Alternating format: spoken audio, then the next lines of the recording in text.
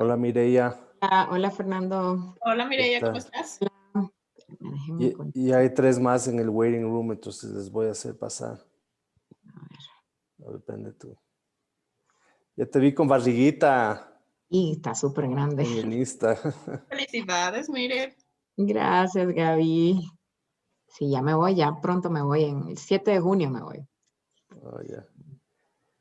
A ver, ¿qué les iba a decir? Fer, oíme, les quiero compartir un Excel. Espero que se conecten todos para mandarles por el chat. Tiene que ser Excel o...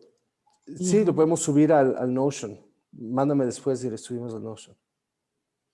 Ya. Es para una dinámica, para que ellos hagan ahorita. No sé si, bueno.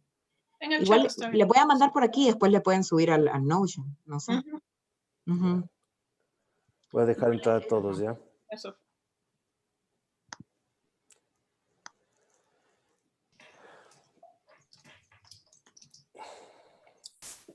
Hola, hola. Hola, buenos días. Saluda. Hola, buenos días. Hola, buenos días. Buenos días. Hola, buenos días con todos. Muy bien, gracias por su puntualidad. Buenos días. Hola, buenos Hola, días. buenos días. Hola. Buenos días. Yo creo que están todos ahorita, Fer. No sé si están toditos. Estoy dejando entrar un par de personas más. Hola, Mireia, ¿cómo Hola, estás? hola. Hola a todos. Hola, ¿cómo les va? ¿Qué tal? ¿Qué tal? Hola, Carmen. Ahora sí.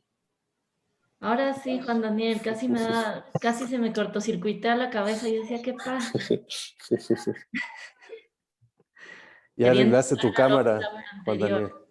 Me le robé el iPad a mi esposa y ahora estoy usando el iPad aquí al lado como monitor y cámara. Ya con eso. Esa fue la solución que te hubiera optado desde el principio. Muy bien. Listo, bueno. Ya conocieron a Mireia. Y también han estado trabajando en el deber que les mandamos nosotros. Entonces, en honor al tiempo, ¿por qué no arrancamos? Perfecto. Son todos tuyos, Mireia. Yo creo que ya están toditos, ¿verdad? Es para mandar un archivo por aquí. Ok. Sí, creo que están todos. Creo que están toditos. Sí, no te preocupes. Igual la Gaby se baja y le sube al Notion. Ya, perfecto. Déjenme ver. Un segundito nada más. Creo que no me deja. Creo que no me deja. Ya, entonces, ¿cómo hago para enviarles? Bueno, voy a dar inicio de igual forma. Cuéntame, Ya, ¿lo bueno. necesitas ahorita? O sea, que lo abran ahorita, o si Sí quieres quisiera me que lo mandas a abrieran. mí y Es yo se una los pequeña, comparto. la verdad es que es una pequeña dinámica, pero sí quisiera que ellos vayan viendo el archivo. Entonces sí me gustaría más o menos que ellos tengan. Pero no sé por qué le hago aquí en File y solo me da la opción de Google Drive, no de un Excel.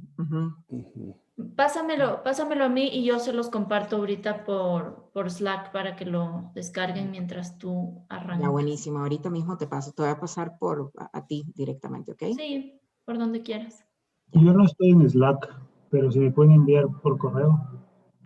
Ya. Únete al Slack, pues. No me han pasado el link. Ya le voy a decir a Luis Fernando. Está en el Notion. Tampoco ¿Cómo tienes tengo. el link al Notion? Tampoco tengo. Shoot. Ok, Jorge, sí es cierto, tú entraste después, por eso te perdonamos, pero ya te mando el link, ¿ya? Gracias. Ya te mandé, Carmen, al WhatsApp, ¿ok?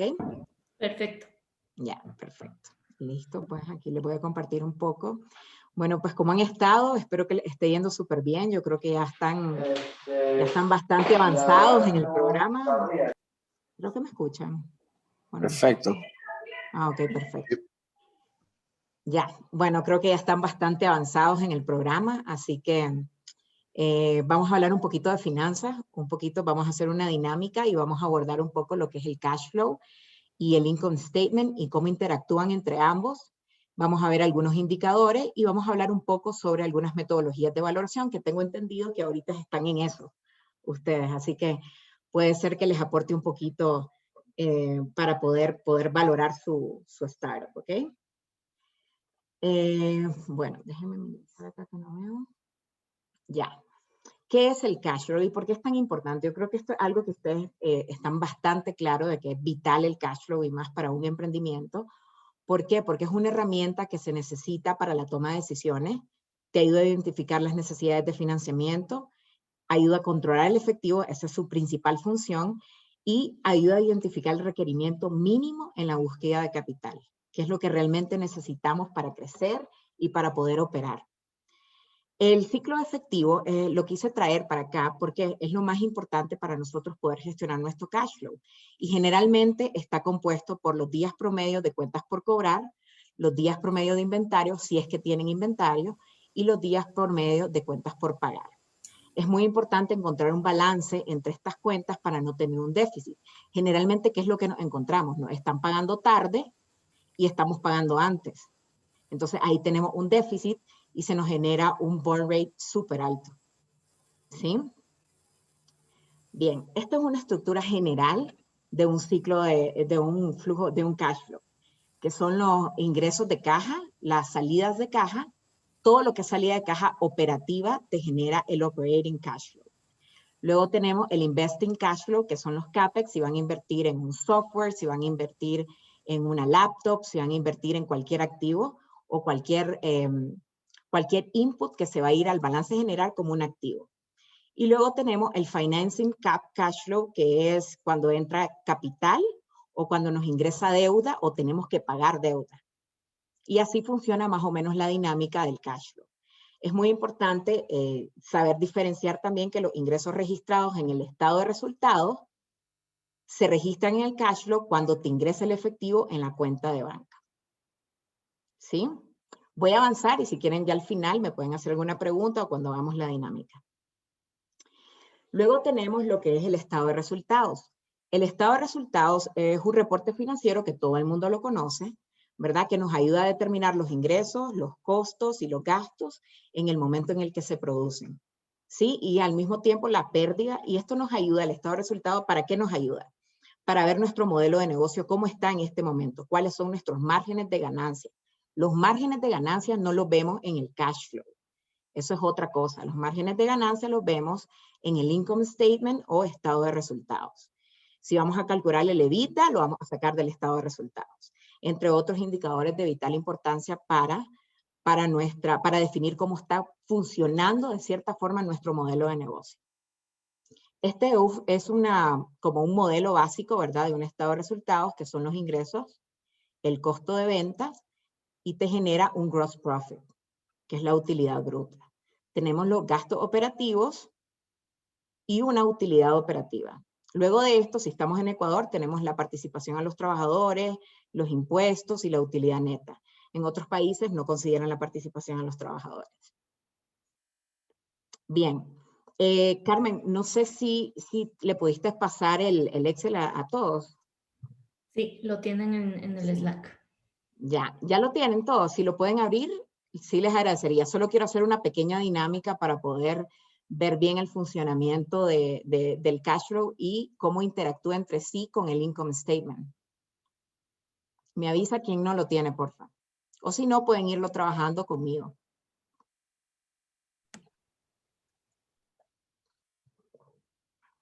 Hola.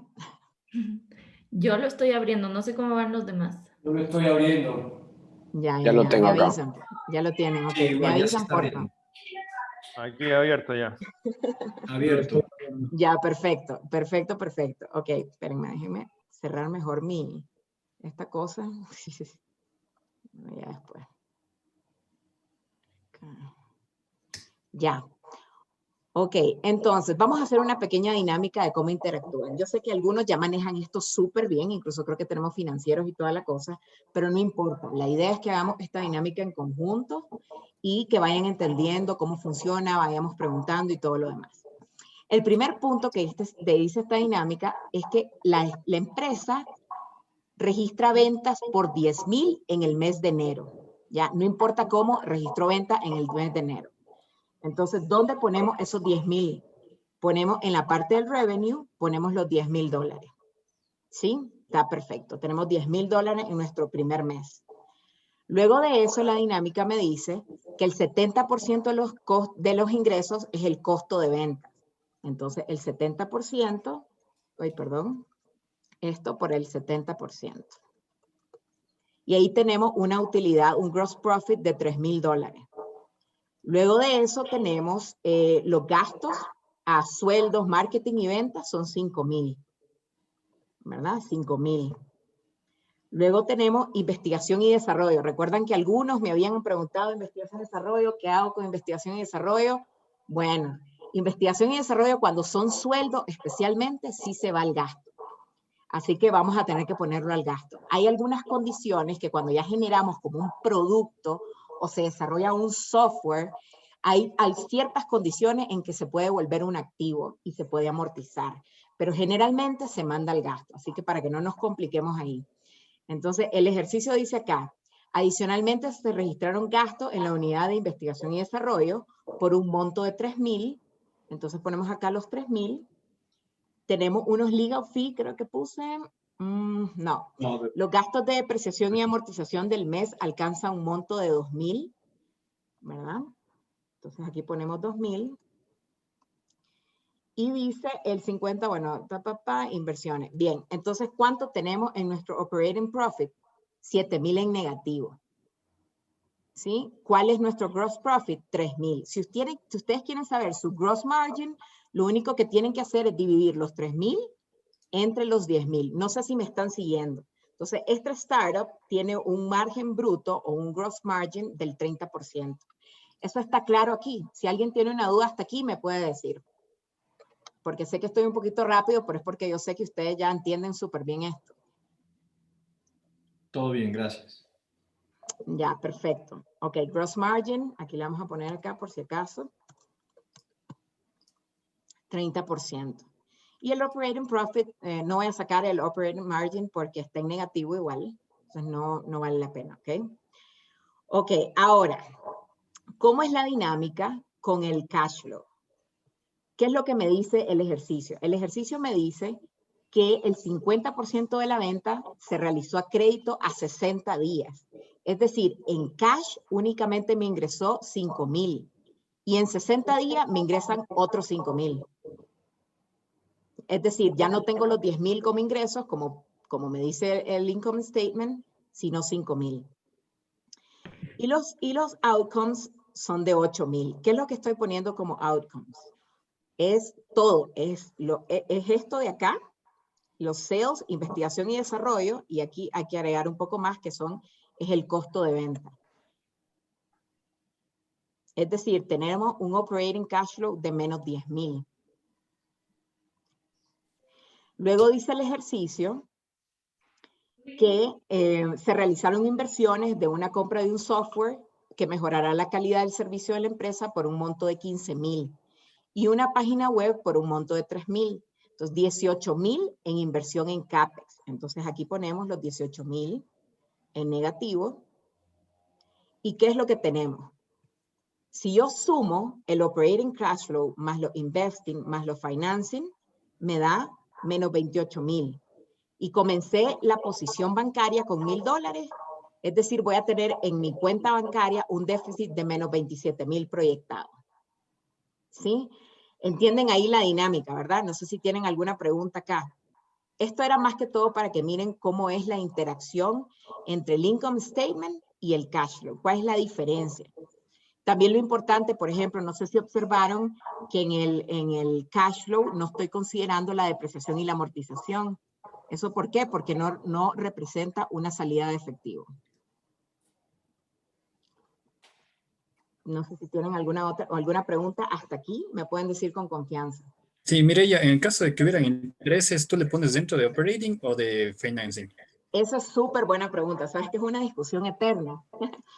A ver, personalmente yo lo pongo dentro de financing. ¿Qué es lo que pongo acá? Pongo la cuota que tengo que pagar, la cuota. Aquí no se pone el interés, aquí ya se pone la cuota. ¿Sí? La cuota que pagas del préstamo y se pone como salida. Si estás pagando $1,000, $1,000 como salida de efectivo, ¿ya? Pero si te ingresó, por ejemplo, fuiste y pediste $10,000 al banco, ¿verdad? Vos pediste $10,000 al banco y esos $10,000 te ingresó en tu caja, te entra positivo los $10,000, ¿ok? Y la cuota del primer mes en negativo. ¿Está claro ahí? No sé quién me preguntó. Ya, y los intereses, porque se divide el capital de los intereses, ¿no? Sí, claro, puedes poner aquí, en la cuota, generalmente la cuota en una tabla de amortización te abarca la amortización y los intereses, te abarca ambas cosas. Si lo querés diferenciar, de igual forma, yo lo pongo en el financing, pero tengo algunos colegas que también lo utilizan en la parte operativa. ¿Ok? Claro, yo le aprendí en la operativa. Sí. Mucha gente, muchos colegas lo ponen en la parte operativa, pero personalmente yo la cuota, incluso completa, yo la pongo en el financing. ¿Sí? Claro, entonces, realmente, bueno, no te va a variar el resultado, pero sí te varía en análisis. Entonces, ahí es mucho de criterio, es muy discutido realmente en la parte financiera eso. Ahora, la cuota del préstamo no se pone en el income statement. Eso está claro, ¿verdad? No se pone. Lo que se pone en el income statement son los intereses nada más. De acuerdo. ¿Ya? Entonces, es lo único que va en el income statement. Y aquí en el cash flow sí se pone completo lo que se le va a pagar al banco. Esa es la única diferencia. Entonces, para cerrar la pregunta que me hicieron, los intereses, como les repito, hay gente que lo pone en el operativo, yo pongo la cuota completa, que abarca amortización e intereses, en la parte financiera. ¿Ok? Ya. Ok, entonces esa es la dinámica. Ustedes pueden ver perfectamente, bueno, que esta empresa tiene un déficit completamente, no ha recibido capital. ¿Cuánto tendría que pedir? Y eso es una pregunta. ¿Cuánto, si hoy vienen unos inversionistas o le va a pedir a sus amigos y ve que tiene este déficit para este mes, cuánto dinero tendría que pedirle para poder cubrir ese déficit? Entonces tenemos un déficit de $27,000. Entonces probablemente pediría 30,000. Miren qué pasa si yo pongo los 30,000. Se vuelve positivo. Pero ¿cuánto tiempo me va a durar ese 30,000? Eso depende de qué, del burn rate. ¿Ya? Entonces, el burn rate es realmente cuánto estamos quemando de caja en el tiempo. Entonces, si yo continúo con un burn rate de 10,000, por ejemplo, ¿verdad? ¿Cuánto me va a durar si yo le pido 30,000 a un inversionista? Sería dividir los 30,000 entre los 10,000, me va a durar 3 meses nada más. Entonces, eso es súper importante porque es uno de los indicadores también que vamos a ver más adelante, pero sí quería ponérselos de ejemplo acá. ¿Ya? Si tienen alguna pregunta hasta aquí, me pueden decir nuevamente para pasar al siguiente tema.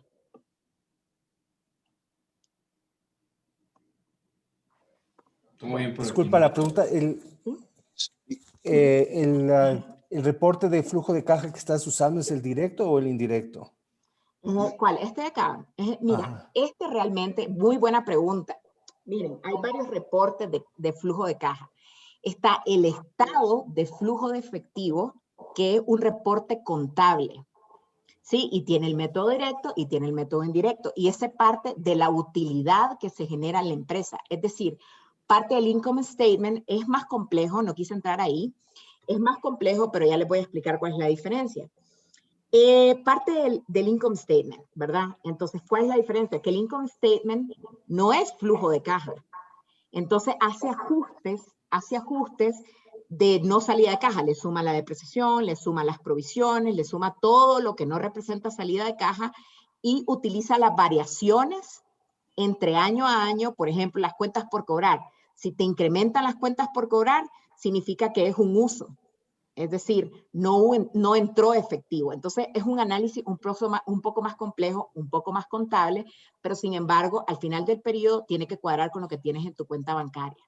El cash flow que yo le estoy poniendo aquí, exactamente, es financiero, no es contable, es financiero. ¿Y para qué les ayuda? Para el control de ustedes, que les cubra. Esto, a ver, es muy similar. Realmente lo único que varía es la parte del operating, ¿ya? La parte operativa, porque yo estoy partiendo directamente del banco. Es decir, yo les estoy diciendo, váyanse al banco y díganme cuánto les está entrando en cash, ¿ya?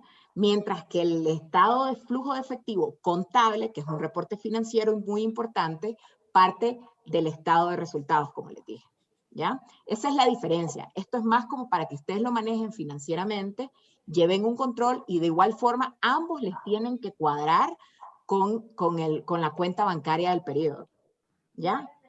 Pero esto es más como para control que para reporte financiero. Para eso quería llegar. Al final, el reporte contable con este tiene que ser igualito. Si no, hay algo mal. Listo. Muy buena, súper buena pregunta, Fer. Gracias. Hola, mire, dos preguntas. La primera sobre el cash flow. Claro. Es el tema de presentación. El bond rate puede cambiar mes a mes. Me explico, si va a cambiar en función de las ventas. Sí, porque voy a comenzar a comer menos, en teoría, esperemos todos. Exactamente. Incluso ya vamos a ver más adelante, yo me adelanté con el bond rate. Vamos a ver más adelante un poquito los indicadores, porque este era un ejercicio solo para que ustedes miraran la dinámica, pero yo les puse aquí uno, en donde dice example, de unas proyecciones ficticias, para que juguemos un poco con estos indicadores. Y aquí vamos a ver cómo va cambiando el burn rate, cómo va modificando todo, ¿ok? Entonces, ¿Y el burn rate se refiere a la pérdida operativa o se refiere a la necesidad de efectivo?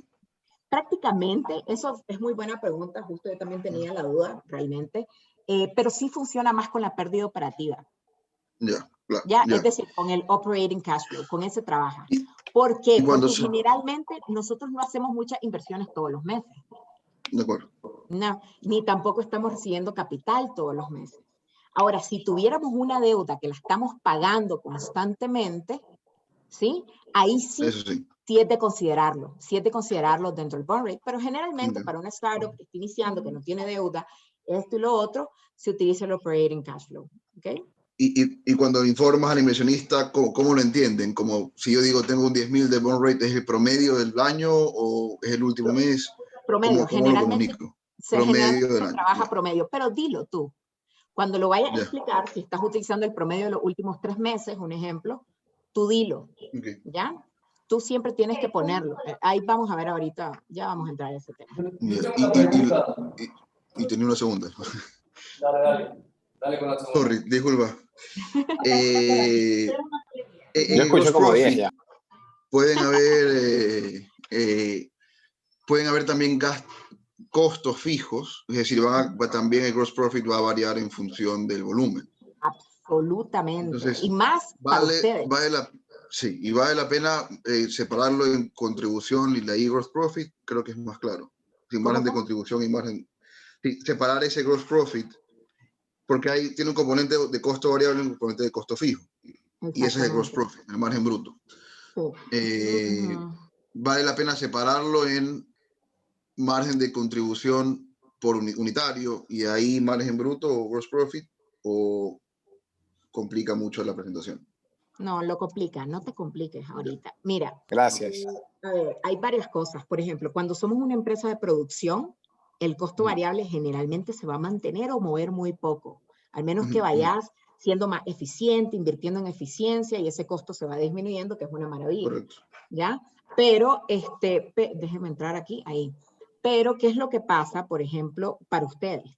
Que parte del costo, si ustedes invierten, no sé, pensemos, no sé, en un software o algo que es tu costo más grande, o la mano de obra directa, que tenés, la mano de obra directa, por ejemplo, es un cargo pesado en las empresas de servicios, por ejemplo, para empezar a vender muchísimo más y mantener esa misma mano de obra, obviamente ese costo se va a ir disminuyendo. Correcto.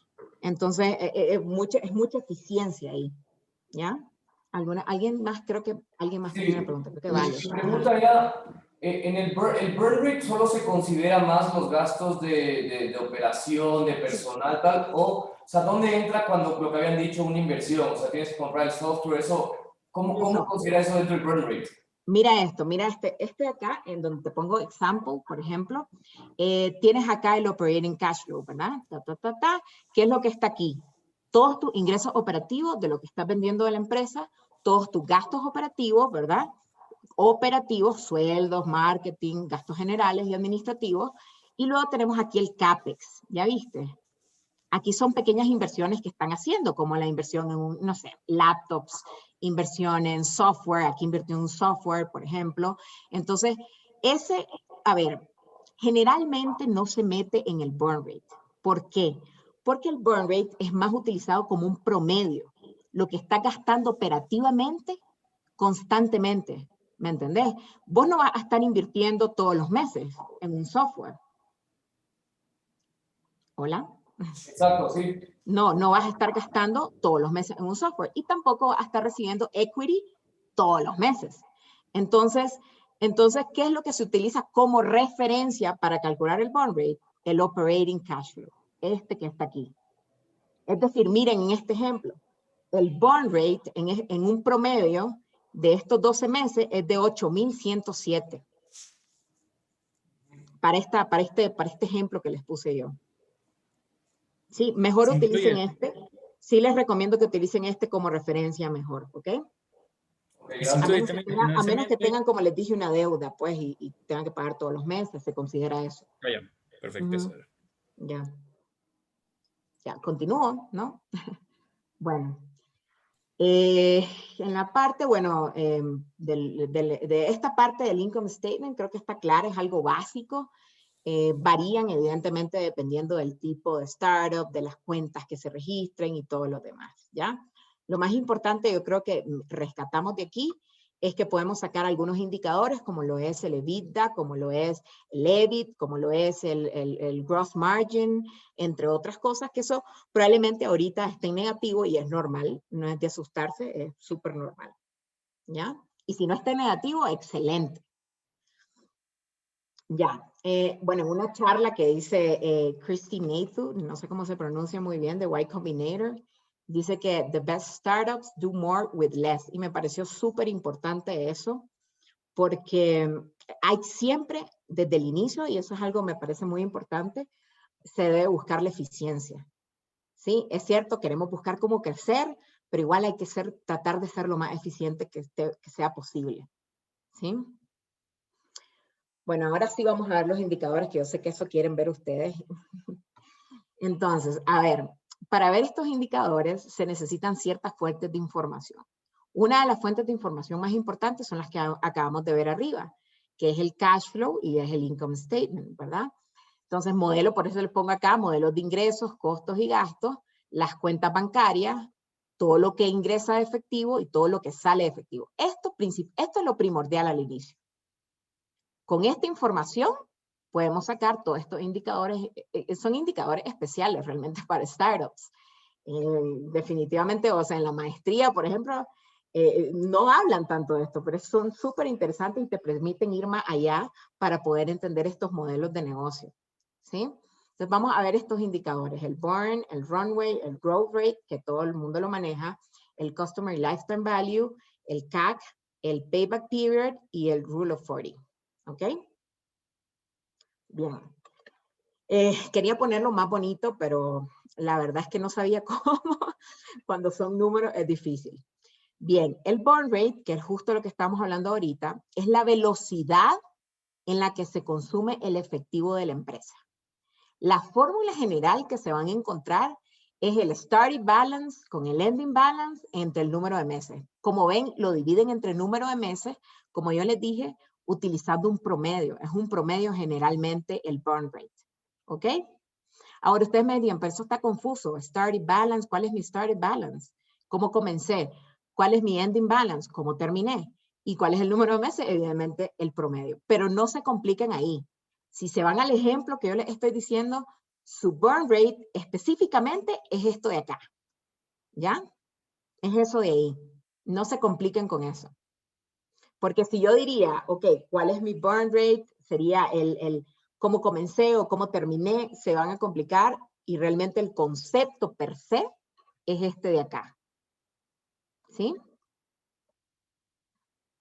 No sé si tienen ahí una pregunta o continúo con el burn rate. Está claro, Bueno, creo. bueno, voy a continuar. Ahora hay otro indicador que es súper interesante y es muy relacionado al burn rate, que es el runway. ¿Sí? Que es el tiempo que tiene la empresa antes de quedarse sin efectivo. También es súper importante. Pero ¿qué es lo que pasa con este indicador? Este indicador es más como cuando va a recibir capital. Entonces, por ejemplo, a ver, yo te voy a dar $50,000 para que cubras tu capital de trabajo. ¿Cuánto te va a durar esos $5,000? Perdón, esos $50,000. Si mi burn rate es de 5,000, me va a durar 10 meses.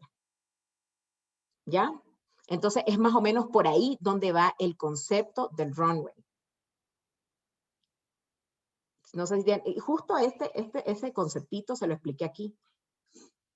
Con este ejemplo que les puse acá, sí se lo expliqué. Si ustedes me dieran $30,000 para esta empresa y tiene un burn rate en promedio de 10,000, ¿cuánto me va a durar? Perdón, 10,000.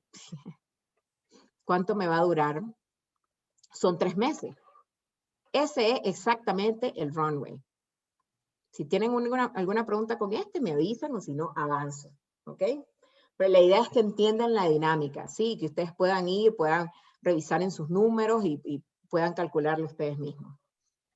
Bien. Ahora el growth. Yo tengo una pregunta, Mireya.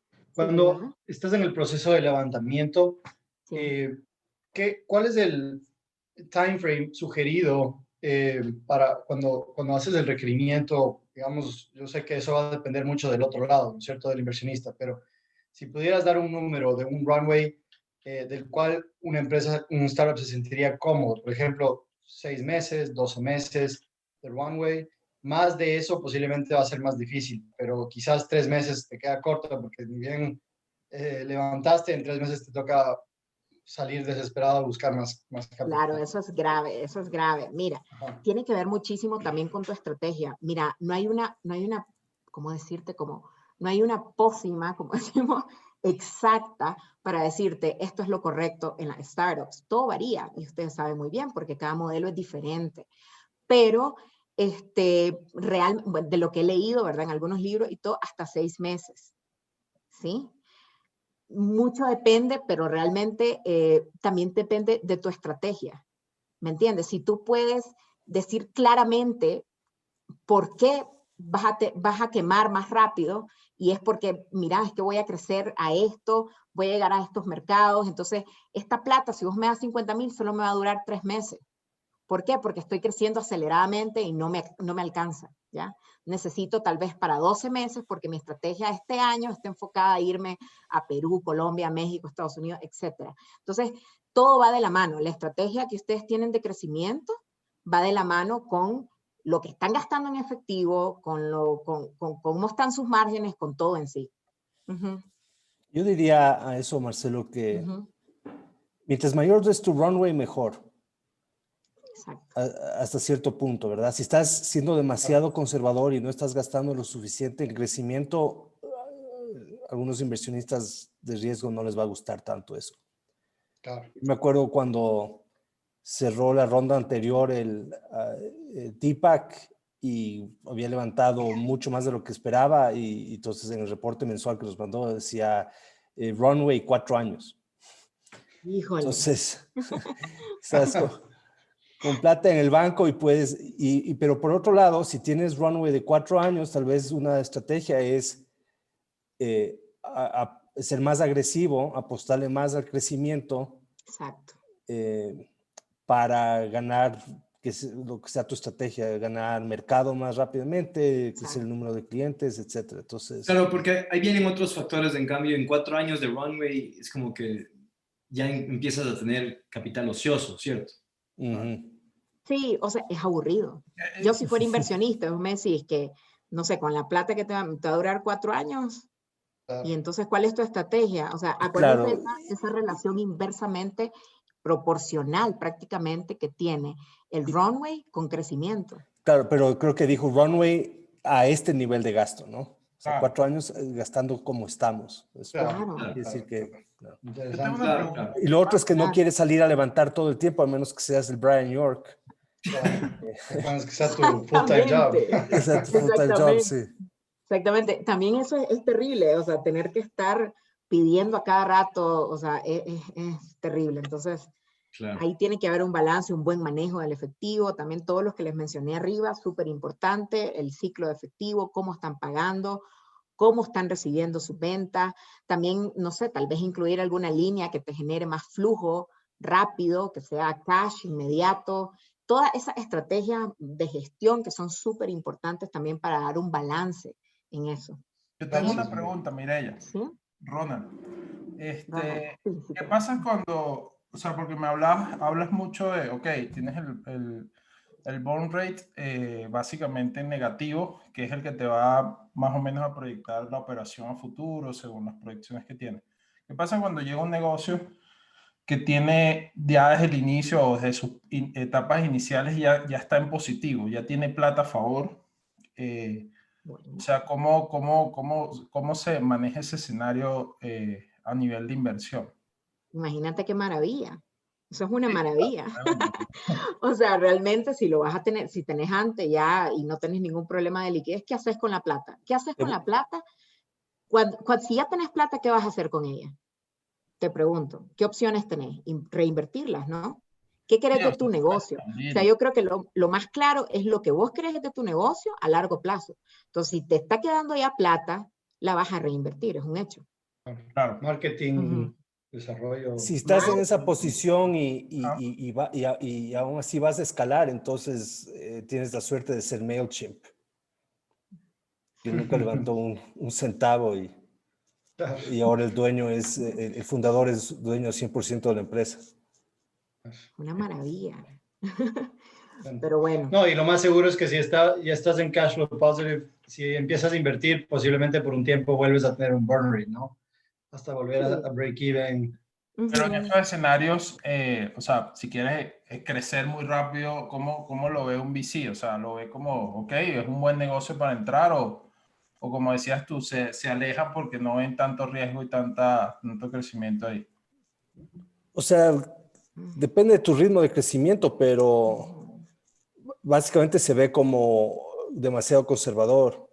Okay. Como un lifestyle business, como decía al principio, ¿no? Como poco ambicioso, no sé, como algo ahí. O sea, como hablamos en la parte legal, lo común es tener en Delaware tu Hold Corp y todo este tema. Financieramente, lo común para estos procesos es que tengas una ambición de crecimiento que te lleva a un cash flow negativo de forma de que necesites plata de otros para crecer muy rápido. Entonces, exacto. Mira, sí, en SaaS pasa bastante. En SaaS levantas una primera vez y con márgenes brutos de 80% y ingresos recurrentes puedes llegar a cash flow positive relativamente rápido. Entonces ahí lo que quieren ver es que, bueno, voy a levantar otra ronda con algún plan, ¿no? Ok. Exactamente. Muchas gracias. A la orden, Ronald. Gracias, Fer. Bueno, ¿sí? Yo tengo una consulta. Sí. Mireya, buenas con todos. Nosotros vemos el cash flow semana a semana Perfecto. Y felizmente la mayoría son positivos porque nosotros pagamos a 90 días a proveedores y cobro de contado. Sin embargo, obviamente para escalar sí necesitamos más capital. ¿Cómo yo puedo transmitir a los inversionistas prospectos ese cash flow positivo, pero con necesidad de que igual voy a tener que comprar más inventario, que es el 70-80% de mi operación? Porque si lo vemos como cash flow, a manejarme financieramente, cobrando de contado y pagando crédito, se ve, digamos, bien. Pero si yo quiero entrar en otros países que todavía no tengo crédito con proveedores, me va a tocar pagar de contado. Entonces, ahí entra mi burn rate fuerte, pero la mayoría de empresas en este sector sí te da crédito. ¿Ya? Entonces, ya te entendí. Como que vos decís que el inversionista te puede decir, pero estás generando suficiente cash, lo financiate vos. Claro. Y eso es lo que te puede decir. Ajá, eso es lo que... esa es mi preocupación. Claro. Pero vos no querés endeudar. Ahora, ojo. Es más barato. Igual es más barato la deuda con el proveedor porque no tengo ni intereses ni nada por el estilo, ni equity. Exacto. Pero igual siempre, si yo dejo de vender, igual tengo cuentas por pagar, que mientras más vendo, más tengo que pagar, pues, ¿no? Entonces, por ahí un poco va el tema de cómo lo presento, porque no tengo un burn rate todos los meses realmente. Claro, no, totalmente. Y tenés positivo, tenés tu cash flow positivo. Pero eso es simplemente que tu estrategia de inversión esté clara, ¿sabes? Luis, creo que es Luis, ¿verdad? Tu estrategia, por ejemplo, es cuánto necesitas, hacia dónde te vas a dirigir. O sea, yo creo que para mí, o sea, yo les digo, muy, muy importante que la estrategia de inversión esté detallada. ¿Ya? Es decir, si yo me voy a ir a México y para esto, yo necesito esto de inventario, lo cual yo no tengo en mi banco. ¿Ya? Eso es lo que tenés que poner clarísimo y explicarle a los inversionistas, creo yo. No sé qué opina Fernando, que es experto aquí. Fer, ¿qué opinas de esa parte? ¿Qué haces en ese caso si una startup te genera flujo positivo? Claro, o sea, para eso es lo que estás pidiendo, ¿no? Para la expansión. Tendría que ponerlo como que va a comprar de contado al arranque para que se vea ese burn rate. Correcto. Claro. Es que no hay otra Nosotros, forma. en otro proyecto parecido a lo que pregunta Lufa, evidentemente dijimos que al inicio requería capital porque las compras eran de contado y que para yo conseguir crédito o un historial de crédito iba a tomarme X número de meses y que después de eso yo podía empezar a negociar con proveedores, pero inicialmente, o por lo menos el primer año, iba a requerir de liquidez. Claro, habría que presentarlo así. Perfecto. Exactamente. Sí. Gracias. Sí creería. O de igual forma, aunque te financiaras con los proveedores, de igual forma vas a necesitar el capital. Entonces sí se necesita ahí también una ligera proyección y todo lo demás. Pero bueno, bien, pues voy a continuar. Bien, en la parte de growth rate, ¿verdad? Que esta ya todos lo manejamos. La tasa de crecimiento puede calcularse diario, semanal, mensual, anual y todo lo demás. Entonces, en el ejemplo, por ejemplo, que yo les puse en el Excel, crece un 331%. ¿Cómo se calcula? El último mes menos el primer mes dividido entre el primer mes. Así. ¿Ya? Esto no creo que tengan alguna duda en este indicador. Así que voy a pasar al siguiente, ¿ok? Vamos con el Customer Lifetime Value. Y aquí sí quiero que lo veamos mejor en el Excel que les puse acá, que está en la última hojita, ¿sí? Entonces, esta es una de las metodologías. La verdad es que es increíble, pero hay varias metodologías. Incluso en algunos casos utilizan como una tasa y se lo traen como valor presente y todo lo demás. No quiero complicarlo, vamos a utilizar que me pareció muy interesante además y es el que más se utiliza, ¿ok? Entonces, el Customer Lifetime Value generalmente también se utiliza muchísimo para empresas que son por suscripción, ¿sí? Entonces, ¿qué son los indicadores que se necesitan? El número de clientes que se tiene, el número de orden por cliente, las transacciones, que es la multiplicación del número de clientes por el número de orden por clientes, la orden es promedio, el valor de la orden promedio, que aquí yo puse un ejemplo, ¿verdad? $25. El margen bruto, ya ven qué importante que hasta en el Customer Lifetime Value se utiliza el margen bruto. Entonces el margen bruto, y acuérdense que esto no lo sacan del cash flow, esto lo sacan del income statement, ¿sí? Entonces el gross margin y el churn rate. ¿Saben qué es el churn rate? Es la tasa como que da de deserción de los clientes cada mes. ¿Cuántos clientes de retención tengo entendido? Y la vida, el average lifetime del cliente, que en este caso puse 7 meses, ¿ok? Entonces la fórmula, ahí ustedes, la ventaja es que en este Excel ya lo tienen ustedes y ustedes pueden poner sus datos, se multiplica las transacciones, lo multiplicamos por el average order value, eso lo multiplicamos por el gross margin y eso lo multiplicamos por la vida del cliente. Prácticamente, ¿saben qué es lo que está haciendo aquí? La primera parte, el C5 por el C6 son los ingresos. ¿Por qué? Porque son las transacciones que hay multiplicado por el valor de esas transacciones. Eso es ingresos. C5 y C6 es ingresos. Y esto lo multiplica por el gross margin, es decir, la utilidad que me está generando la venta, multiplicado por el periodo promedio de vida de ese cliente. Es decir, y toda esta parte, todo el numerador de esta fórmula me está hablando de la utilidad que me genera el cliente durante su vida dentro de mi empresa. ¿Sí? Y eso se divide sobre el número de clientes. Y ahí tienen su Customer Lifetime Value. Si tienen alguna pregunta ahí, de ley tienen. Mireya, ¿qué tal? Te habla Luciano, mucho gusto. A ver, lo que pasa es que hay varias formas de calcularlo, depende un poco del tipo de marketplace. Totalmente. Aquí tú estás poniendo una especie de mezcla de una empresa que efectivamente trabaja como suscripción. Sí, es más para suscripción. Pero al mismo tiempo tiene órdenes mensuales, que es como que contradictorio. Pero no importa, la pregunta aquí es, si tú calculas el churn en 15%, ajá, aquí tú le dirías puse el 15. Ok, pero mi pregunta es, si tú calculas ese churn tú tienes que componerlo mensualmente, porque ese churn sería es mensual. mensual. Entonces tendrías que multiplicar, o sea, tendrías que elevarlo a, en este caso, 7 meses. O sea, ¿cómo el lifetime que tú, o sea, qué relación tiene con el lifetime, el average lifetime que tú estás poniendo ahí? No sé si están relacionados, porque en 7 meses, entiendo que si tú compones ese 15%, creo que en 7 meses ya perdiste a todos los clientes. O sea, lo que quiero entender es por qué el churn no lo compones. Van entrando nuevos y van saliendo nuevos. ¿Cómo? Lo que no entiendes, ¿cómo? ¿Por qué no lo compones? O sea, si tú tienes un churn del 15%, ese 15% es mensual.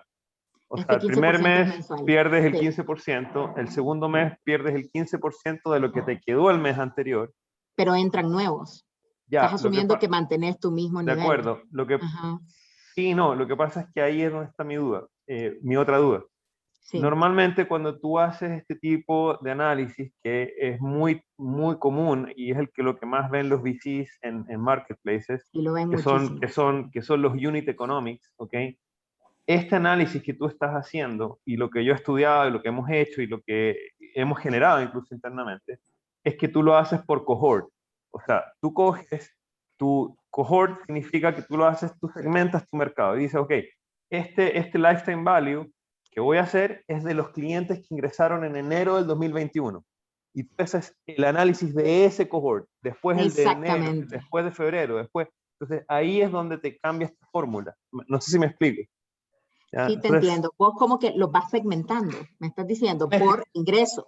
Tienes que hacerlo, correcto. Claro, está bien, por fecha de ingreso, vos lo estás segmentando por fecha de ingreso y no meterlo a todos en el mismo. Correcto. Ajá, entonces porque no tiene sentido.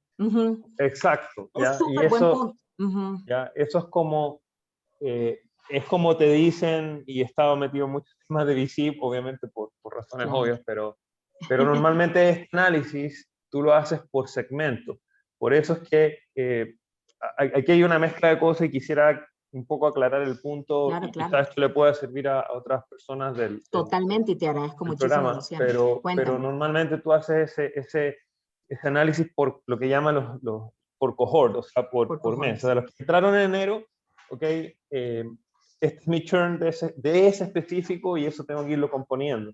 Después tú acoges todos los meses, todos los cohorts y puedes eventualmente sacar un promedio ponderado. O sea, sacas un promedio ponderado porque cada cohort tiene diferente volumen de clientes, ¿ya? Y es ahí donde tú tienes, y ahí es donde tú haces después una matriz enorme, porque son matrices gigantescas, para llegar a ese número que te piden los VCs.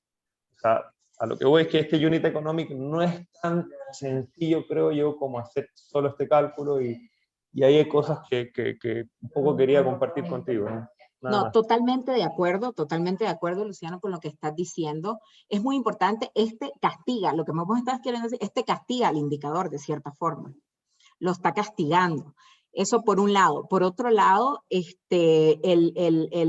evidentemente es muy, muy trabajado esto de acá en promedio, ¿sí? Y hay un montón de fórmulas para calcular el Customer Lifetime Value. Y eso lo pueden encontrar obviamente en internet y todo lo demás. Sí, hay muchas. Y cambia por tipo de startup y todo lo demás. Sí, correcto. Decidí utilizar también en general, que también les puede ayudar un poco porque ahí ya les queda la fórmula. Pero evidentemente, obviamente el churn rate, por ejemplo, me ayudó a calcular el average lifetime value. Ya, es que por eso era mi pregunta. O sea, Por ejemplo, si que yo los pongo 7 meses... Correcto, por eso era mi pregunta. Si Pongo tienes un 2. share del 15, es por eso que te duran 7 meses. Entonces, tú estás respondiendo a algo que te preguntaba. De hecho, tú no estás dando por supuesto que entra más gente. Tú lo que estás diciendo es que en 7 meses toda esa gente se te fue. Que en 7 meses, gente, cohort, como vos me estás diciendo. Ahí, exactamente, entonces ahí tiene sentido. Exactamente, ahí tiene sentido. Cohort me dura 7 meses. Ahí sí tiene sentido. Exactamente, con estas características. Ahí tiene sentido el número, ya. Ahora tiene sentido el número. Dale. Ya, gracias. De igual forma, ¿saben qué?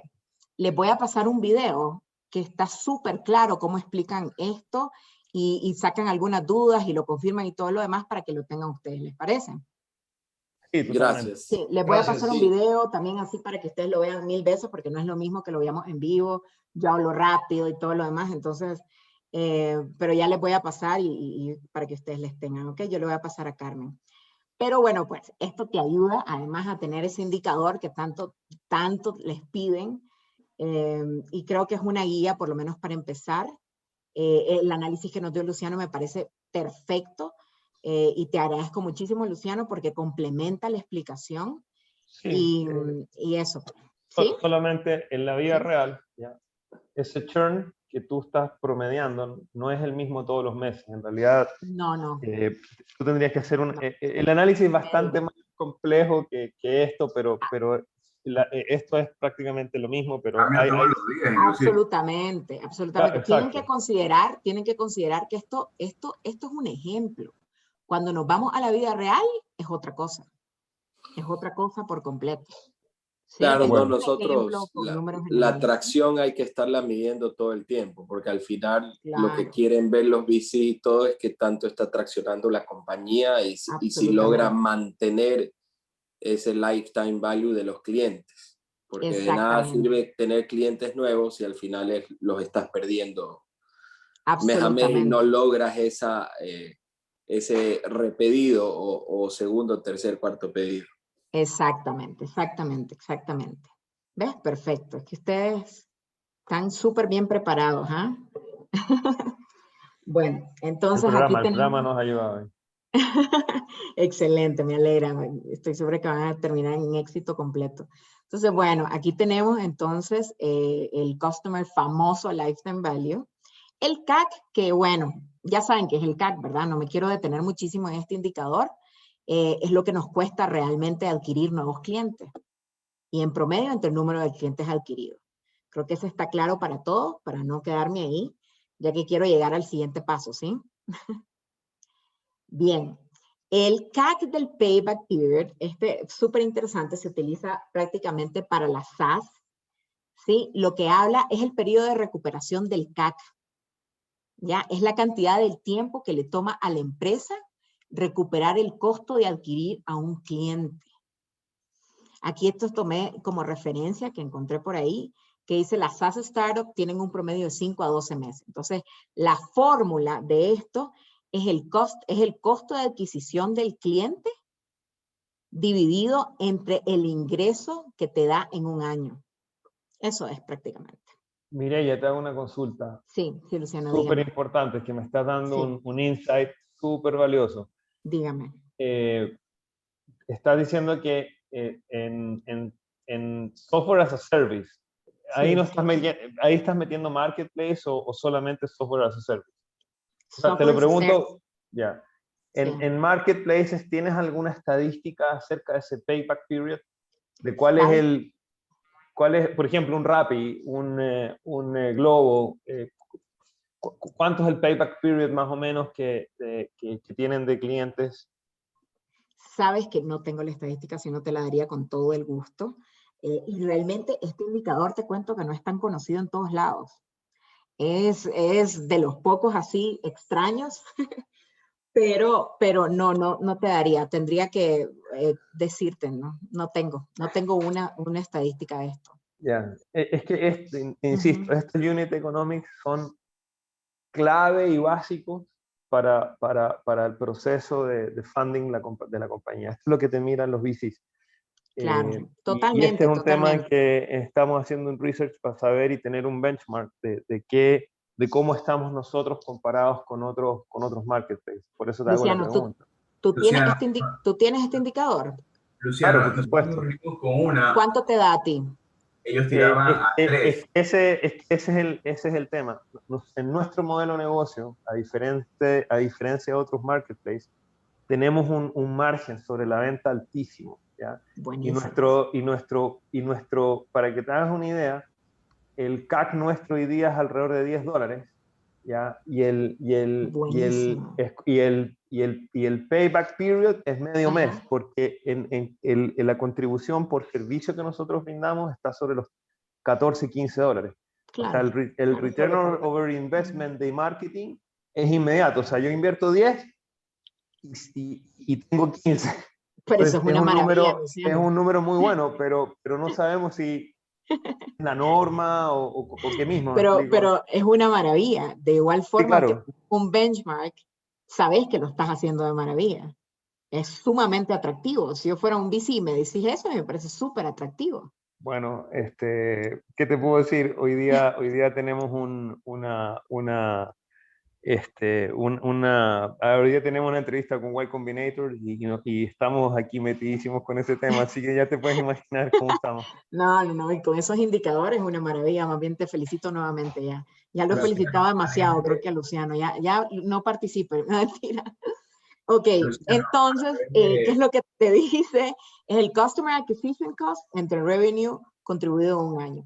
En promedio, realmente te está hablando de promedio. Ahora, si necesitamos un Payback Period for Customer por quarters, por ejemplo, entonces ponemos las ventas y los marketing en el quarter, gastados en el quarter, dividido entre la variación de los ingresos del quarter 1 versus el quarter 2.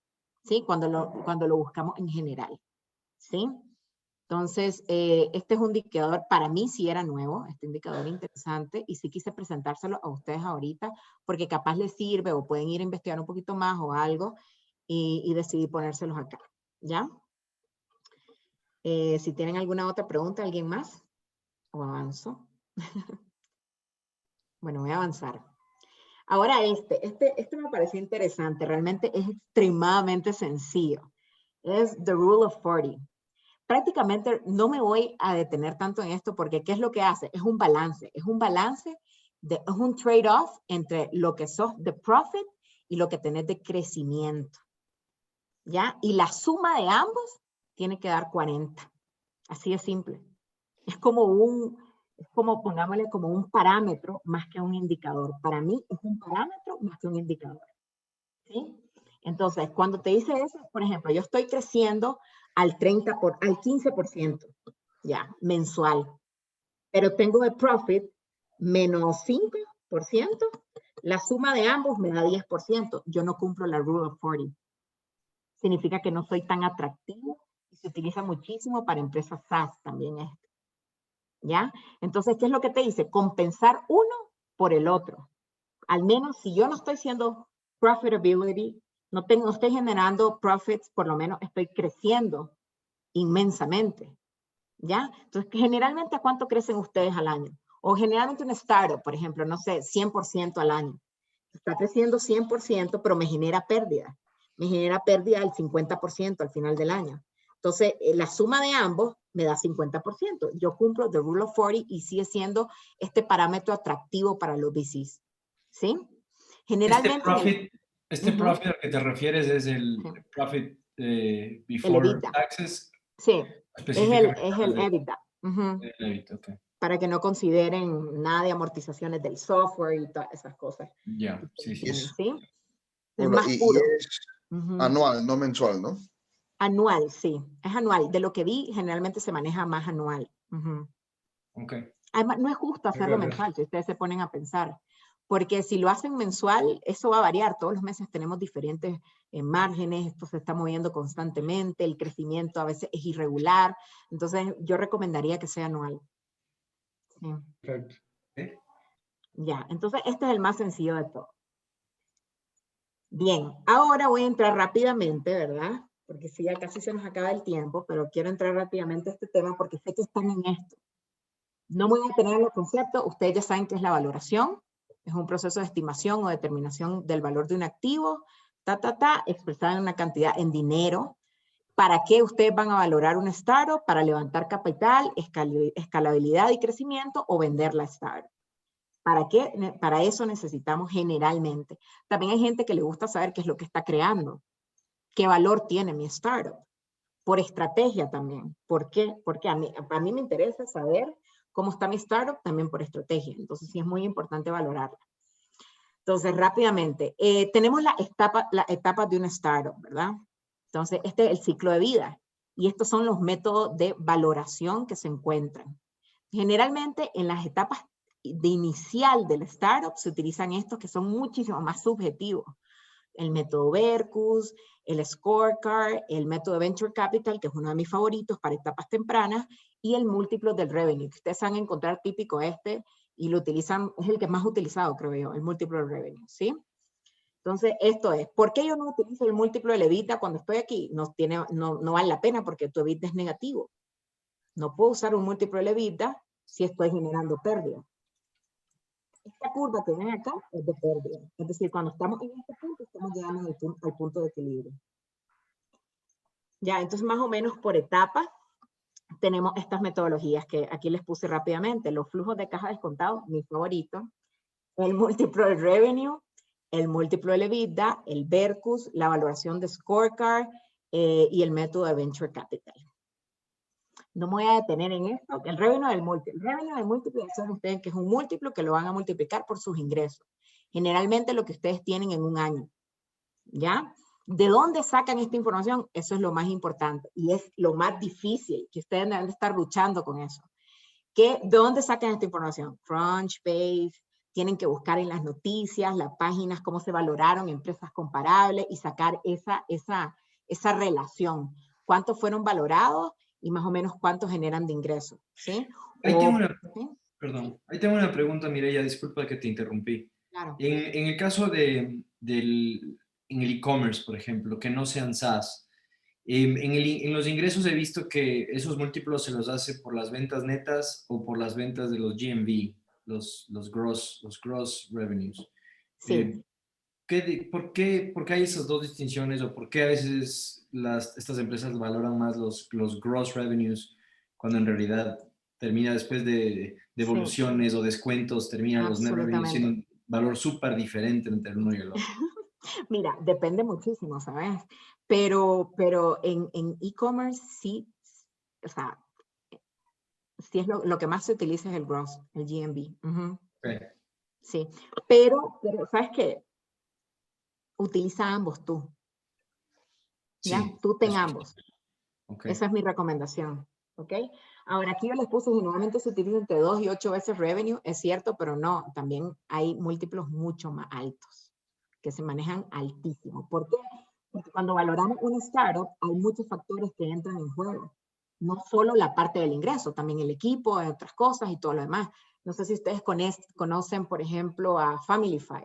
Familyfy tiene un múltiplo altísimo de valoración. ¿Sí? Y probablemente mucho más altos que los rangos que se manejan. Entonces, y así como Familyfy, hay varios. Entonces, depende muchísimo también de otros aspectos subjetivos. Esto es meramente número, pero aparte está la parte subjetiva, el equipo, la estrategia, el market fit y todo lo demás que ustedes ya saben, el potencial del mercado y todo eso. Okay.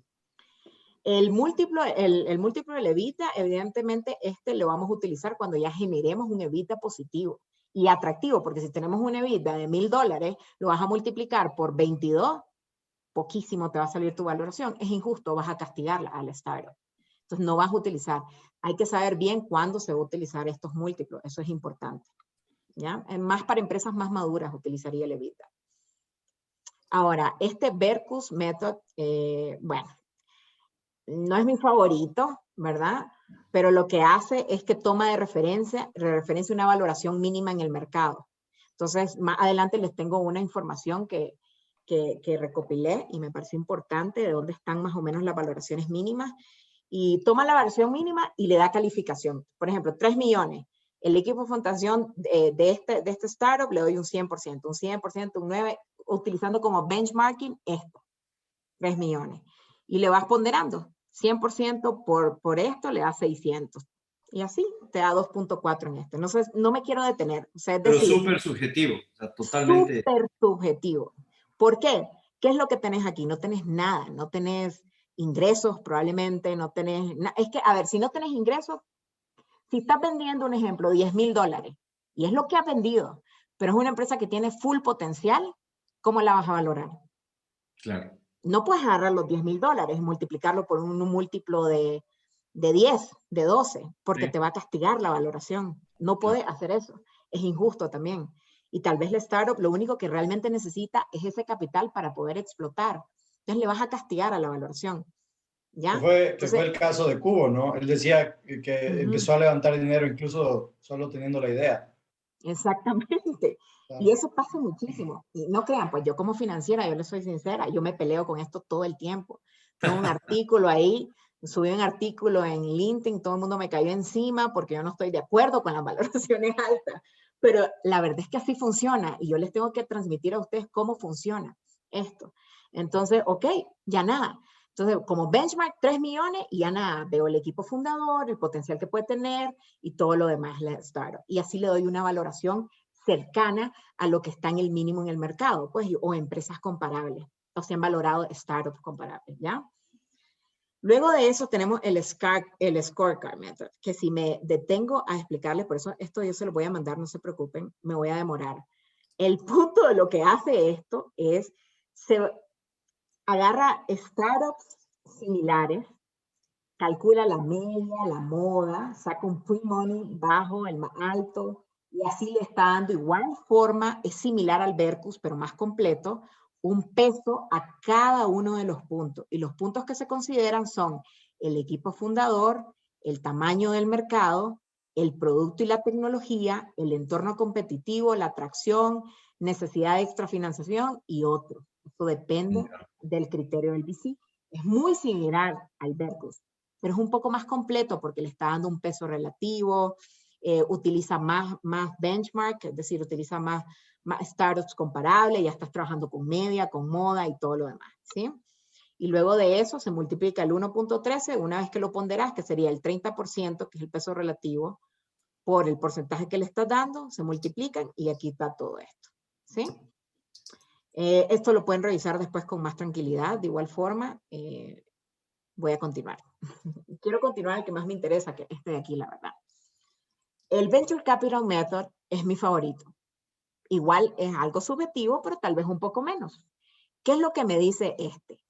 Este lo que me dice es que yo tengo que proyectar mi ingreso a 5 años. ¿Por qué a 5 años? Depende. Depende de cuándo proyectas tu salida, como te dice aquí. ¿Ya me entiendes? O la siguiente ronda de inversión. Entonces, en este ejemplo, los ingresos proyectados en el año 5 fueron de 5 millones. Yo digo que en 5 años voy a vender 5 millones. Subjetivo, ojo. El múltiplo, se busca un múltiplo, ¿ya? Que puede ser de ingresos. Generalmente, como estoy utilizando los ingresos, yo utilizo el múltiplo del revenue, de benchmark, como benchmark, que hay en la industria, que hay en promedio, que hay todo lo demás. En este caso, hay 15. Y hay un factor que es súper importante, que es la tasa de descuento. La tasa de descuento, que van a ver ustedes si buscan en Google, utilizan ellos el ROE. Mucha gente utiliza el ROE, ¿ya? Y en este tipo de modelo, y para startups, las tasas de descuento son altísimas. Pueden llegar incluso al 60, 70, 60, pues no me quiero ir al 70, pero pueden llegar al 60%, ¿ya? Ahora, ¿cómo calculan la tasa de descuento? Eso es una ciencia, ¿ya? Entonces, generalmente, si lo quieren hacer rápido, es ¿cuál es el rendimiento mínimo que esperas de este startup con 5 años de inversión? Así, véanlo de esa forma. Por ejemplo, hay un libro muy interesante del INCAE que yo tengo que habla de este método de uno de mis profesores preferidos, que él dice que muchos VCs lo que hacen es eso. ¿Cuál es el rendimiento mínimo que espera a 5 años de esta startup? Entonces maneja 50%, por ejemplo, en promedio. Incluso hay un modelo en Harvard también, que este modelo es de Harvard, que también utilizan en promedio el 50%. ¿Sí? ¿Qué hago yo? Yo lo que utilizo... ¿Perdón? Hola, alguien está hablando, creo. Creo que está sin mute. ¿Yo estoy en mute? No. Ah. Alguien estaba sin mute, sí. Perdón. Carmen, yo creo que me estoy pasando, pero no importa. ¿Oíste? Tenemos 20 minutos más reservados contigo. Ah, ok, perfecto. Bien. Entonces, voy a continuar. Entonces, esta tasa de descuento, yo sí la calculo con una fórmula que se llama CAPM, Capital Asset Pricing Model, ¿sí? Que me ayuda a encontrar el rendimiento mínimo que me puede generar una startup, ya dependiendo de la industria en la que se encuentre. Con industrias similares, yo utilizo ya Damodaran y otras técnicas, pero también castigándole un poco porque la empresa es una startup. Entonces yo le pongo una probabilidad de éxito a esa tasa, ¿ya? Es una metodología compleja, no la voy a explicar aquí ahorita. Yo sé que algunos ya la manejan por ahí, yo sé que Marcelo, yo creo Arteaga o alguien por ahí la maneja muy bien, pero no voy a entrar a esto. Pero bueno, la tasa de descuento que es el rendimiento mínimo que se espera con la startup que va a generar en 5 años de inversión, ¿sí? Entonces, en este caso, del ejemplo, que esto lo tomé justo del libro de INCAE que me gustó, es del 40%. Entonces, ¿qué es el valor terminal? Simplemente la multiplicación de los 5 millones que yo proyecto en el año 5, multiplicado por 15, me da 75. Ese es el valor terminal de mi startup en 5 años, con este nivel de ingreso y con este múltiplo. ¿Ya? ¿Qué hago después? Estos 75 millones que me da, yo me lo traigo a valor presente con esta tasa de descuento. Y me da que la valoración de la empresa hoy es de 13.9 millones de dólares. Así lo estoy valorando. Si tienen alguna pregunta, por favor, háganme, porque yo creo que esta es una de las metodologías que sí ustedes podrían utilizar. ¿No? No sé si expliqué muy rápido, puedo volver a explicar nuevamente, me dicen con confianza, por favor. No, está súper claro, muchas gracias. El descuento es parecido al WACC. Tal cual, pero no llegas al WACC. Ojo, ¿por qué no llegas al WACC? Porque el WACC utiliza apalancamiento financiero. Tienes que tener KD, que el KD es la deuda. Entonces no llegas al WACC, te quedas en el CAPM. El Capital Asset Pricing Model es cuando es prácticamente el rendimiento del capital propio, ¿ya? Sin deuda externa. Entonces, por eso nos quedamos en el CAPM, que es el que utiliza la tasa libre de riesgo y todo lo demás. Pero una pregunta. En tu tasa de descuento, esta es una discusión que tuvimos el otro día. Sí. En tu tasa de descuento, en ese que le sacas con el CAPM, ¿tomas algún riesgo país o...? Por supuesto. ¿O dejas eso por fuera? Por supuesto. Por ejemplo, ¿qué haces si vos estás en México, Ecuador, Brasil, etcétera? No vas a utilizar la de Ecuador, vas a castigar full si es una de las más altas. Claro. Vamos a ponderar por participación donde estás ubicado. Si el 80% de tus ventas están en Ecuador, entonces el 80% de tu riesgo país se va a ir con el de Ecuador. Y el 20% Panamá, me invento. ¿Ya? Perfecto. Ponderas de acuerdo a la participación. De dónde te encuentres. Perfecto. Ahora, también otra cosa, Marcelo, vos fuiste el que me preguntó, creo, súper importante considerar aquí, por ejemplo, en la tasa de descuento, mucha gente utiliza la beta normal. ¿Ya sabes? Hay una beta que se corrige por liquidez, que es para empresas privadas. Y esa es la beta que se utiliza y es más alta. Eso hace que tu tasa de descuento también sea más alta. Ojo también con eso, ¿ok? ¿Cómo calculas esa beta? Esa beta es el total beta. Si te va a Damodaran, te la da directamente. Y te explica ahí por qué se utiliza esa. Ok. Muchas gracias. Ya. ¿Alguien más? Bueno, entonces este modelo está clarísimo, es fácil, es sencillo, es cuánto proyectos, repito, en el año 5, un múltiplo, que al final hay que buscar. Esta mezcla muchas cosas, esta metodología.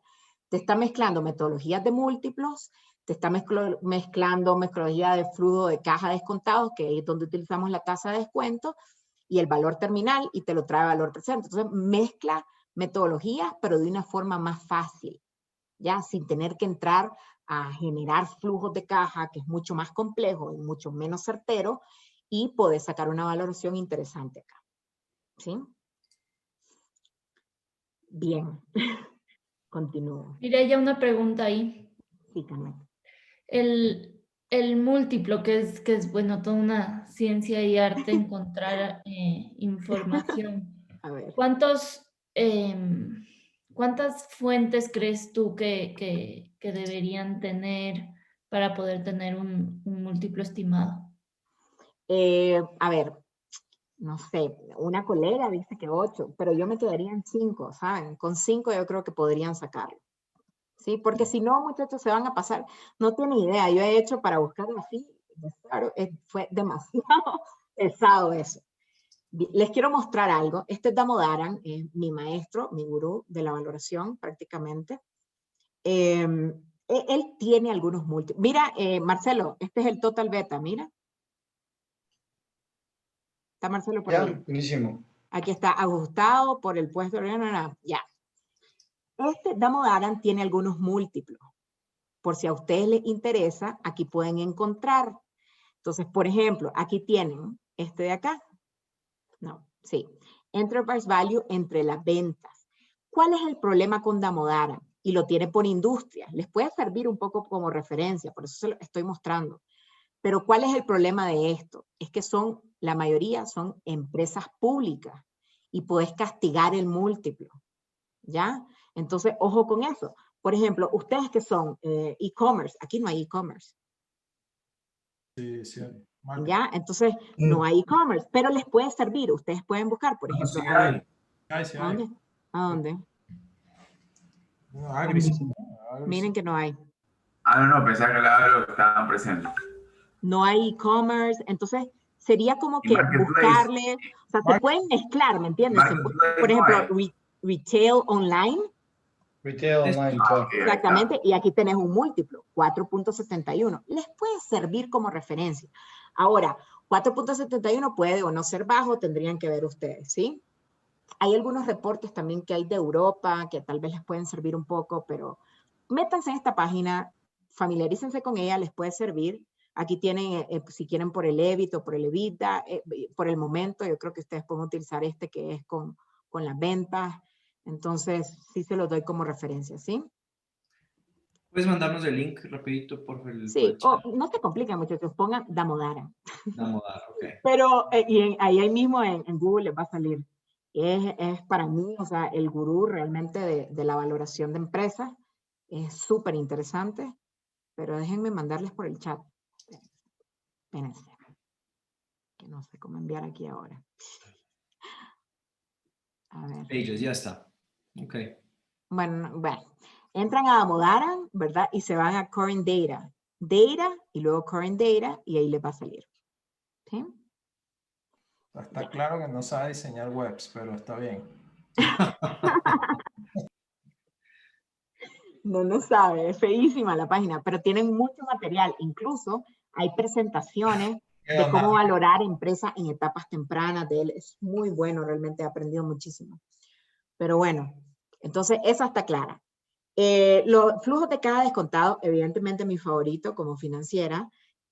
Siempre lo voy a preferir sobre todas las cosas. Ya saben qué es lo que hay que hacer. Simplemente hay que proyectar flujos de caja, ingresos, egresos. Hay que proyectar el capital de trabajo requerido, las inversiones de CAPEX y el valor terminal, que es súper importante en el último año. Y con eso se lo traen a valor presente y calculan el valor de su empresa. ¿Cuál es la discusión también con esta metodología? ¿Qué certero va a ser si no está generando ingresos? Una empresa que genera $10,000, continúo con eso, ¿cómo le van a hacer un flujo de caja descontado? Pues les cuento que yo haría. ¿Saben por qué? Porque al menos cuando genere $10,000 debería tener un modelo de negocio. Debería estar claro cuál podrían ser sus márgenes, hacia dónde se va a expandir, cómo deberían de ser sus costos. Debería tener claro eso y poder proyectar a largo plazo. Evidentemente, a que se cumpla, lo que la hoja todo aguanta, y que se cumpla es difícil, pero para eso ese riesgo se le carga la tasa de descuento. A la hora de valorar, yo puedo decir, voy a crecer al 300% todos los meses y lo pongo en mi flujo de caja descontado. Bueno, entonces castíguenlo con la tasa de descuento. Acuérdense que la tasa de descuento es el riesgo de toda inversión. ¿Ya? Entonces ustedes pueden castigar los flujos, tanto en el flujo como en la tasa de descuento. ¿Sí? No sé si tienen alguna pregunta aquí también con el flujo de caja. Este es más o menos la estructura. Igual lo pueden leer posteriormente. Y este es más o menos una estructura general, que es el EBIT, los ingresos, before interest and taxes, le restan los impuestos y tienen el NOPAT, que es el Net Operating Profit After Taxes, le suman la depreciación porque no representa salida de efectivo, le ponen el capital, la variación del capital de trabajo, ojo con eso, no es el capital de trabajo, sino la variación, le restan el CAPEX, que son las inversiones, y luego le van a sumar el valor residual. Es una estructura bastante sencilla realmente, lo difícil son las proyecciones y calcular la tasa de descuento. Ya. Continúo. Bueno, esto encontré más que todo para ustedes. Es un poco de términos, ¿me entiendes? De cómo están, cuánto están las valoraciones, por ejemplo, dependiendo de la etapa, 1 a 3 millones, 3 a 10 millones, pero el que más me interesa es este de aquí. Este fue una charla que dio hace poco Nathan Lustig, que lo dio en Platzi. Ustedes saben quién es Nathan Lustig, ¿no? Yo no. ¿No? Bueno, es el que maneja Magma Partners. Magma Partners incluso invirtió en Kushki, aquí en Ecuador. Entonces, bueno, pues él, no sé, es un VC, es un medio gurú en todo esto de VC. Y me pareció súper interesante y le copié lo que él dijo. Ellos dividen las elite startups con las typical startups y ponen las valoraciones. Y pueden ver ustedes, por ejemplo, que por etapas, por ejemplo, una típica startup está entre 3 y 6 millones. Pre-seed. A veces ni generan ingresos y le valoran en esto. ¿Sí? Y una elite startup puede estar en 10 y 15 millones. Y estos son los rangos que él pone. Ahora, ¿qué es lo que divide una elite y una typical startups? Eso mejor les voy a mandar el video. ¿Sí? Mejor les voy a mandar el video para que ustedes lo vean, pero tiene que ver muchísimo, por ejemplo, el tipo de startup, hasta la escuela de dónde viene y otros criterios muy interesantes. Por ejemplo, no sé si ustedes han oído que si entra Techstars, ya te valoran en 10 millones. ¿Han oído hablar de eso? No. Bueno, sí, si entras a Y Combinator o entras a no sé dónde, ya te valoran en 10 millones. Entonces, eso también significa muchísimo y te pesa muchísimo en la valoración. Incluso vi hace poco que están ponderando los rechazados de las primeras rondas de Y Combinator también. Tienen como una ponderación porque entraron en un proceso de crítica tan estricto que los obligan a repensar todo. Algo como lo que le pasó a Deepak. O sea, esa primera etapa donde te rompen la startup y literalmente haces otra cosa, también tiene una ponderación importante para algunos VC. Claro, sí. O sea, son varios criterios, pero me parece interesante. Entonces, les voy a pasar 2 links. Yo leí ese artículo, ahorita que me acuerdo del tema entre Elite y Typical, pero ahí hablaba un poco que las VCs, no sé si sea un poco de networking o qué, que los Elite Startups eran justamente fundadores que habían estado graduados en Harvard, en Stanford. Eso, de la escuela a las que vienen, claro. Como que más o menos como que troleaban a los que no están graduados en esas universidades, ciertas VCs, ¿no? Tal cual, Luis, tal cual. Entonces, sí era un poco discriminatorio, digámoslo así, básicamente por el networking que uno tenía a nivel de VC, pero sí lo leí, parece que hay algo de cierto en eso, ¿no? Sí, hay algo de cierto, parece, pero les voy a pasar esta charla, véanla, les va a parecer súper interesante, además. Aquí tienen además unos rangos de referencia que les puede servir a ustedes también ahorita que están valorando su empresa. Y no sé, pues, o sea, bueno, esto ya lo puse yo de más. 4 factores que deben de ustedes a la hora de definir una valorización: el monto de dinero que requiere el emprendimiento, la dilución esperada, el tipo de ronda de inversión y el lugar donde se está realizando, y la metodología adecuada. Entonces, son 4 factores que me parecen súper importantes, pues, que ustedes tengan en consideración, pues, ahorita que están en este proceso, ¿sí? Entonces, eso sería. No sé si tienen alguna pregunta adicional que me quieran hacer con confianza, o no sé si quieren conversar después más adelante, me dicen, y ya tienen mi contacto igual, ¿sí? Ya. Genial, Mireya, mil gracias por todo, súper bien todo. Súper, pues a ustedes un gusto pues conocerlos, les deseo muchísima suerte. Creo que ya todos están avanzados en sus valoraciones. Mireya, muchas gracias, ha sido súper interesante lo que has mostrado hoy día, la verdad. Muchísimas gracias. Muchísimas gracias, de verdad me pongo a la orden. Les deseo muchísima suerte, cualquier cosa, ya tienen mi contacto y me contactan, y les voy a mandar los links prometidos, ¿ok? Les voy a mandar con Carmen. Listo, pues que tengan un excelente día. Gabriela, también Fer, no sé dónde está Fer, ya no veo, tengo un montón. Hola. Ahí está. Gracias. Bye, Fer. Bye, Carmen. Bye a todos. Gracias por todo. Chao. Un abrazo. Gracias. Bye. Hasta luego.